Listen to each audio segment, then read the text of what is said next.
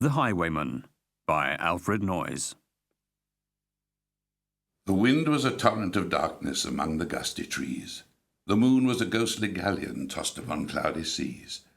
The road was a ribbon of moonlight over the purple moor, and the highwayman came riding, the highwayman came riding up to the old inn door. He had a French-cocked hat on his forehead, a bunch of lace at his chin, a coat of claret velvet, and breeches of brown doeskin. They fitted with never a wrinkle, his boots were up to the thigh, and he rode with a jewelled twinkle, his pistol butts a twinkle, his rapier hilt a twinkle, under the jewelled sky.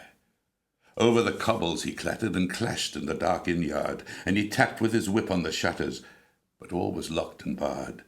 He whistled a tune to the window, and who should be waiting there but the landlord's black-eyed daughter, Bess, the landlord's daughter, plaiting a dark red love knot into her long black hair.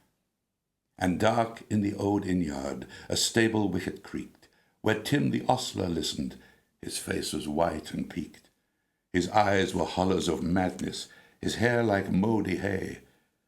But he loved the landlord's daughter, the landlord's red-lipped daughter. Dumb as a dog he listened, and he heard the robber say, "One kiss, my bonny sweetheart. I'm after a prize tonight, but I shall be back with the yellow gold before the morning light. Yet if they press me sharply and harry me through the day, then look for me by moonlight, watch for me by moonlight. I'll come to thee by moonlight, though hell should bar the way." He rose upright in the stirrups. He scarce could reach her hand, but she loosened her hair at the casement. His face burned like a brand as the black cascade of perfume came tumbling over his breast, and he kissed its waves in the moonlight. Oh, sweet black waves in the moonlight.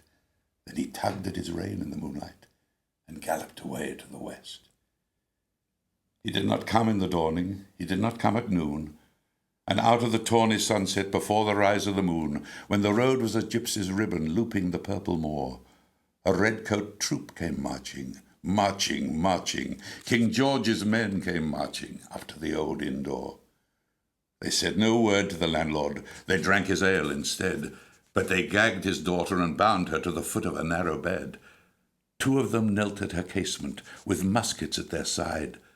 There was death at every window, and hell at one dark window, for Bess could see through her casement the road that he would ride. They had tied her up to attention with many a sniggering jest. They had bound a musket beside her with a barrel beneath her breast. "Now keep good watch," and they kissed her. She heard the dead man say, "Look for me by moonlight, watch for me by moonlight. I'll come to thee by moonlight, though hell should bar the way." She twisted her hands behind her, but all the knots held good. She writhed her hands till her fingers were wet with sweat or blood. They stretched and strained in the darkness, and the hours crawled by like years, till now on the stroke of midnight, cold on the stroke of midnight, the tip of one finger touched it. The trigger at least was hers. The tip of one finger touched it. She strove no more for the rest. Up she stood to attention, with the barrel beneath her breast.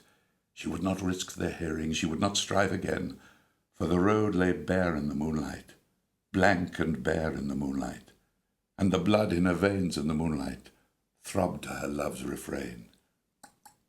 Had they heard it, the horse hoofs ringing clear? In the distance were they deaf that they did not hear?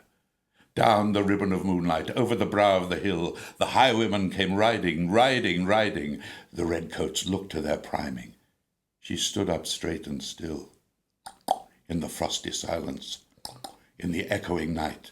Nearer he came and nearer. Her face was like a light. Her eyes grew wide for a moment. She drew one last deep breath. Then her finger moved in the moonlight. Her musket shattered the moonlight, shattered her breast in the moonlight, and warned him with her death. He turned. He spurred to the westward. He did not know who stood, bowed with her head o'er the musket, drenched with her own red blood. Not till the dawn he heard it, and slowly blanched to hear how Bess, the landlord's daughter, the landlord's black-eyed daughter, had watched for her love in the moonlight, and died in the darkness there.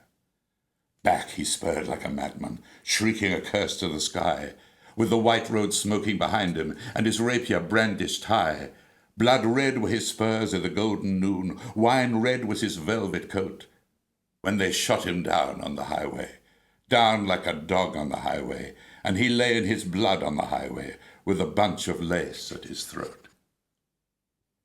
And still of a winter's night, they say, when the wind is in the trees, when the moon is a ghostly galleon tossed upon cloudy seas, when the road is a ribbon of moonlight over the purple moor, a highwayman comes riding, riding, riding, a highwayman comes riding up to the old inn door.